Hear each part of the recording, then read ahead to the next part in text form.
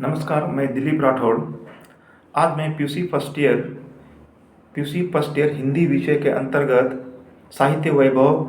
आज हम एक बिंदा बिंदा महादेवी वर्मा द्वारा लिखी गई एक संस्मरण शैली में बिंदा को पढ़ने जा रहे हैं। एक रेखा चित्र है जो कि एक संस्मरण शैली में लिखी गई है। तो हम आज क्या है, संस्मरण शैली में लिखा गया बिंदा बिंदा को यहाँ पर पढ़ने जा रहे हैं। बिंदा कहानी को, एक बिंदा संस्मरण रेखा को पढ़ने से पहले ये जो बिंदा है, जो कि महादेवी वर्मा, हमारी जो लेखिका महादेवी वर्मा की बचपन की सहेली है, एक यहाँ पर एक ऐसी कहानी है।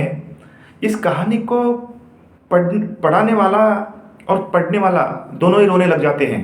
तो इतनी इमोशनल कहानी है, इतनी दुखद कहानी है, जो कि हम लोगों को आंखों में आंसू भर देने वाली ऐसी एक कहानी है। यहाँ पर बिंदा बिंदा लेखिका महादेवी वर्मा का एक बाल्य सखी है। क्या होता है इस चैप्टर के अंदर, मैं है ना इसकी शॉर्ट समरी बताने जा रहा हूँ। तो शॉर्ट समरी ही मैं करूँगा यहाँ पर। बिंदा महादेवी वर्मा की बचपन की सहेली है। तो बिंदा की माँ डेथ हो चुकी है। बिंदा की माँ मर चुकी है बेचारी की। छोटी सी थी बिंदा, उसकी माँ मर चुकी है। मर जाने के बाद उस बिंदा को पता ही नहीं है क्या जीवन चल रहा है। उसका पिताजी है पंडित जी। उसका पिताजी, बिंदा की माँ मर जाने के बाद उसका पिताजी और एक शादी करके ले आता है, जो कि इस कहानी के अंदर आया है। उसकी जो नई माँ है उसका नाम पंडिताइनी चाची, जिसको बिंदा नई अम्मा करके पुकारती है। बिंदा की तो माँ मर चुकी है। यहाँ पर स्टेप मदर मलताई, उसकी क्या सौतेली माँ आती है। सौतेली माँ जो बिंदा के ऊपर जो जितना क्रूर अत्याचार किया है, यह एकदम घिनौना है। ये जो कि एक सौतेली माँ एक बेटी के ऊपर इतना क्रूर अत्याचार किया है। इस कहानी के अंदर वही है, जो कि किस तरीके से एक सौतेली माँ बेटी के ऊपर अत्याचार करता है, बिंदा के ऊपर, वो है इसके अंदर। मैं इसका क्या शॉर्ट समरी आपको बताने की कोशिश करूंगा। बिंदा की माँ मर चुकी है बेचारी। बिंदा का पिताजी ने और एक शादी करके आ रखा है, जो कि बिंदा का माँ आ रखी है। वो बिंदा की माँ है ना पंडिताइनी चाची। पंडिताइनी चाची का एक लड़का है, मोहन है, एक लड़का है। अभी क्या होता है, महादेवी वर्मा का घर यहाँ पर है, बिंदा का घर यहाँ पर है, दोनों पड़ोस पड़ोस में रहते हैं। जब महादेवी वर्मा जब स्कूल में जाया करती थी, तो उसको सर्दी के टाइम पे धूप निकलने पर ही जगाया जाता था, गरम गरम दूध करके पिलाया जाता था। लेकिन बगल पड़ोस में क्या हो रहा है, बिंदा की जो सौतेली माँ है बिंदा से ही काम कराती है। मोहन का दूध उससे गर्म कराएगी, उसको मारेगी, पीटेगी और उसको नौकरानी की तरह रखेगी। क्यों? क्योंकि बिंदा की एक सगी माँ नहीं है ना बेचारी। ये उसकी खास सगी माँ नहीं है ना। सगी माँ होती तो ऐसा करती। सगी माँ नहीं है। इधर महादेवी वर्मा लेखिका की तो माँ है, उसको तो गर्म पानी देकर, दूध गरम गरम पिलाकर, धूप निकलने पर जगा रहे हैं। यहाँ पर बिंदा की तो खुद की माँ नहीं है ना, उसकी तो सौतेली माँ है। उसको तो खुद ही नौकर की तरह काम कराती है। इस तरीके से काम करा रही है। एक दिन जब महादेवी वर्मा अपने छत से बिंदा के घर की तरफ देखा, आंगन में देखा, तो बिंदा क्या कर रही है, दिन भर इधर से पानी भरना, उधर से पानी भरना, अपनी माँ को दूध गर्म करके देना, आग जलाना, इस तरीके से काम कर रही है। उसके काम के अंदर कोई भी कमी होगी तो उसको टॉर्चर करना। एक दिन इतना टॉर्चर इतना कर रही थी कि एक दिन बिंदा की सौतेली माँ एक दिन क्या करती है, कड़ी धूप के अंदर, इतनी कड़क धूप के अंदर बिंदा को एक खंबे से बांधकर और बिंदा को अपने ही धूप के बाहर बरामदे में खड़ा कर बेचारा को पनिशमेंट दे रही है। बिंदा इतनी धूप में भारी खड़ी है ऐसी फर्श के ऊपर, उसके पैर इतने जल रहे थे।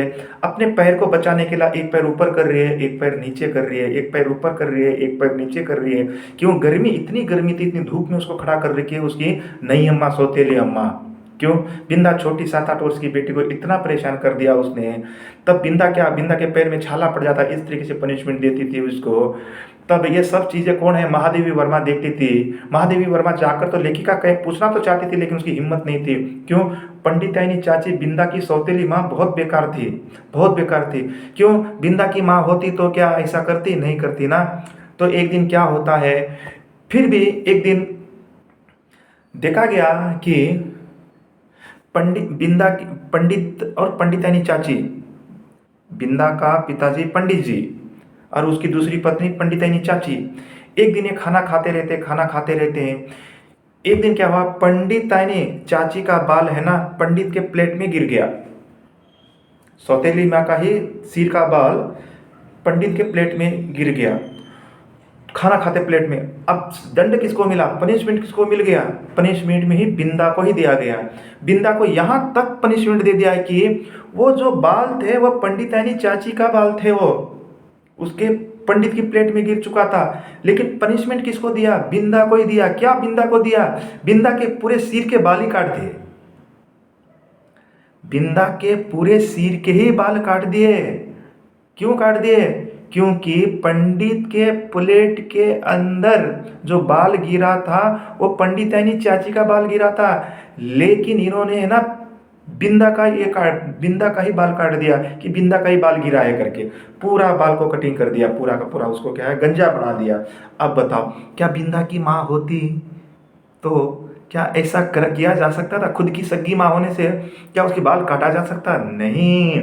यहाँ पर क्या है, सौतेली माँ है, स्टेप मदर, ಮಲತಾಯಿನಿಂದ ಆಗಿರುವಂಥ ಕೃತ್ಯಗಳು, ಅತ್ಯಾಚಾರಗಳು ಇಲ್ಲಿ ಬರ್ತಾ ಇದೆ. ಮಲತಾಯಿ ಅಂದರೆ पंडित ಪ್ಲೇಟ್ನಲ್ಲಿ पंडितानी ಚಾಚಿ ಮಲತಾಯಿ ಕುದಲು ಬಿದ್ದಿತು, ಆದರೆ बिंदा ಎಲ್ಲ ತಲೆಗಳನ್ನು ಬೋಳಿಸಿದರು ಅವರು। तो इस तरीके से क्या बिंदा को दंड दिया गया। एक दिन और हद यहाँ पर हो गई। एक दिन बिंदा दूध गर्म कर रही थी बेचारी, स्टोव पे दूध गर्म कर रही थी पतीला के अंदर दूध गर्म कर रही थी। दूध गर्म करते करते करते क्या है, उस पतीला को उठा रही थी, उठाने से क्या है उसका हाथ से स्लिप हो गया, वो सारा का सारा गर्म पतीला बेचारी के पैर पे ही गिर गया। पैर पे गिर गया, पूरा का पूरा पैर क्या है जल गया उसका, इतना जल गया कि पूरे के पूरे स्किन अंदर से मांस बाहर आ गया। अब बेचारे अगर उसके माताजी रहती तो उस बेटी को तुरंत हॉस्पिटल में लेके जाते, नहीं लेके जाते, लेकिन यहाँ पर नहीं है। बिंदा इतनी डर चुकी थी कि फिर महादेवी वर्मा के पास जा आती है। तब कहती है कि महादेवी वर्मा अपनी सहेली को, लेखिका को कहती है कि आप मुझे कहीं छुपा लो। क्या हो गया बोला, दूध मेरे पैर पे जल गया है, मेरा पैर में पूरा का पूरा स्किन बाहर आ चुका है, मांस बाहर आ चुका है। तो वो बोलती कि अपनी माँ को बोल के इस पर दवाई करा लो। वो नहीं माँ के पास नहीं, आप कहीं मुझे छुपा लो वरना वो मेरे को मारेगी। अब देखो, जब बिंदा के बाल अगर पंडितानी चाची का ही बाल प्लेट में गिर गया तो बिंदा के सिर काट दिया, बिंदा के बाल काट दिया। अभी बताओ, दूध गिर गया है नीचे तो क्या पता हाथी काट दे, कोई भरोसा नहीं। उसलिए डर के वो महादेवी वर्मा लेखिका को बोलते कि अपने घर में छुपा लो। फिर महादेवी वर्मा अपने घर में ले जाती है। ले जाने के बाद महादेवी वर्मा लेखिका की माँ ने उसके ऊपर चूना तेल लगा कर क्या है उसको भेज देती है। भेजने के बाद बिंदा चली जाती है अपने घर पे। अपने घर के बाद उसके साथ बिंदा के साथ क्या हुआ, महादेवी वर्मा का जाना आना बंद कर दिया उसके माताजी ने। तो इस तरीके से क्या बिंदा के साथ इतना अत्याचार किया। एक दिन महादेवी वर्मा लेखिका बिंदा को पूछती है कि आप नई अम्मा को पुरानी अम्मा को हो, आपको नहीं डांटेगी नहीं मारेगी। तो बिंदा कहती है कि मैं नई अम्मा को पुरानी अम्मा कैसा कहूँ जी, जब छोटे छोटे बच्चे होते हैं तब बच्चे को बताया जाता है जो इंसान जब मर जाता है वो कहाँ चला जाता है, तारा बन जाता है, ऐसा हो जाता है वैसा जाता है। जब बिंदा की मम्मी मर चुकी थी तो किसी ने बता दिया था कि आपकी मम्मी जो है ना मरी नहीं है, वो तारा बन के ऊपर चली गई, ऐसा कोई उसको बता दिया था उस बच्ची को। उस बच्ची के दिमाग में वही है, उसकी मम्मी कहाँ है, तारा बन के ऊपर से हम लोगों को देखती है। जब एक दिन बिंदा ने महादेवी वर्मा ने बिंदा को कहता है आप नई अम्मा को पुरानी अम्मा कहो, आपको नहीं मारेगी ना डांटेगी, लेकिन बिंदा कहती है कि मैं नई अम्मा को पुरानी अम्मा कैसी कहूँ, मेरी माँ को लेटते हुए मैंने जाते हुए देखा है और नई अम्मा दुल्हन बनकर घर में आती हुए देखा है। मेरी मम्मा तो कहाँ पर है, मेरी अम्मा मर गई है, डेड बॉडी गई है, मेरी अम्मा कहाँ पर है, तारा है।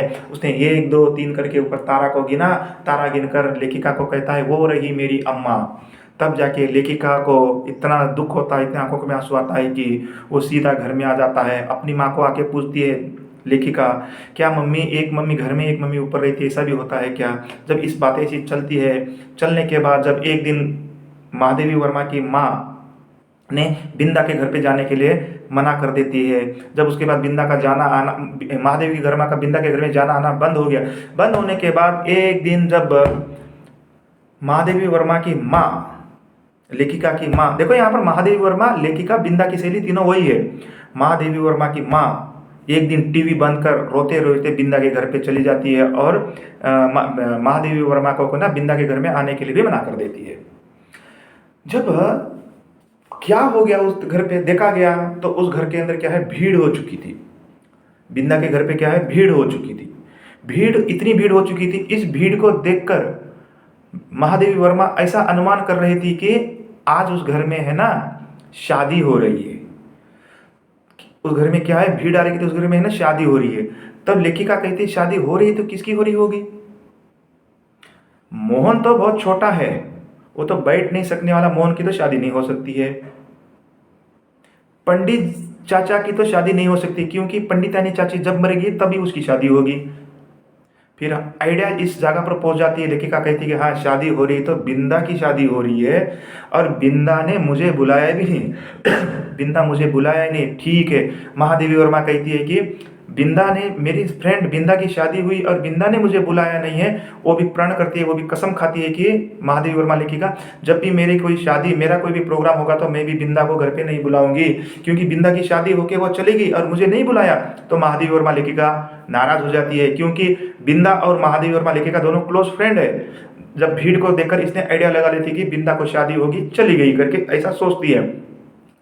सोचने के बाद धीरे धीरे डेली महादेवी वर्मा बिंदा के घर को देखती है, बिंदा के घर को देखती है कि देखो आज हमारे सिस्टम में क्या होता है, शादी होने के बाद फिर लड़की दुल्हन जब दूल्हा के घर पे जाती है, अगले घर पे 4 5 दिन 6 दिन के बाद फिर दोबारा अपने मायके आती है।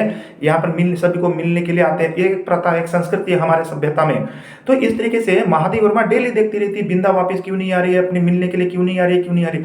जब बिंदा आती नहीं है, जब बिंदा आती नहीं है तो एक दिन लेखिका अपनी माँ को पूछती है, माता जी आप मुझे ये बताओ कि बिंदा की शादी होके तो चली गई है, लेकिन वो मिलने के लिए दोबारा क्यों नहीं आ रही है, मायके क्यों नहीं आ रही है, शादी को वो उधर ही चलेगी, दोबारा हम इधर घर वाले को मिलने क्यों नहीं आ रही है। तब महादेवी वर्मा का माँ महादेवी को बताती है, बेटा सुन मेरी बात सुन, आप सोच रहे हो कि बिंदा की शादी होगी चले गई, आप उस दिन भीड़ को देखकर ऐसे ही आइडिया लगा लिया।